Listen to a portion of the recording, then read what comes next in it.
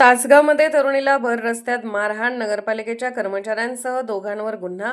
तासगावमध्ये एका तरुणीला भर रस्त्यात मारहाण झाल्याची धक्कादायक घटना समोर आली आहे. विशेष म्हणजे या प्रकरणातील मुख्य आरोपी तासगाव नगरपालिकेच्या पाणी पुरवठा विभागात कंत्राटी कर्मचारी म्हणून कार्यरत असल्याचा आरोप आहे.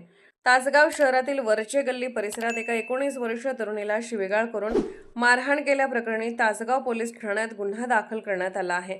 या प्रकरणातील आरोपीचे नाव दादू देवकुळे, राहणार साठेनगर, तासगाव असे असून त्याच्यासह एका अनोळखी व्यक्तीवरही गुन्हा दाखल करण्यात आला आहे.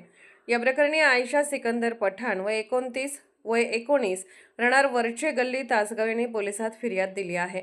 पोलिसांनी दिलेल्या माहितीनुसार शनिवारी रात्री 8:30च्या सुमारास वरचे गल्ली येथे आठवडा बाजारातून भाजीपाला घेऊन आयशा पठाण घरी जात होत्या.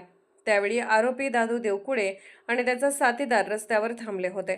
फिर्यादीच्या आरोपानुसार दोघांनी आयशा यांना शिवीगाळ केली. त्याबाबत जाब विचारताच दोघांनी त्याला मारहाण केली. या घटनेनंतर तासगाव पोलीस ठाण्यात गुन्हा दाखल करण्यात आला असून पुढील तपास पोलीस करत आहेत. दरम्यान आरोपी दादू देवकुळे हा तासगाव नगरपालिकेच्या पाणीपुरवठा विभागात अनेक वर्षापासून कंत्राटी कर्मचारी म्हणून कार्यरत असल्याचे समोर आले आहे.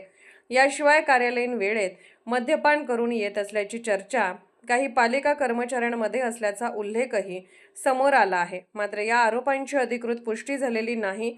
या प्रकरणानंतर संबंधित कर्मचाऱ्यांवर नगरपालिका प्रशासन कोणती कारवाई करणार याकडे आता नागरिकांचे लक्ष लागले आहे.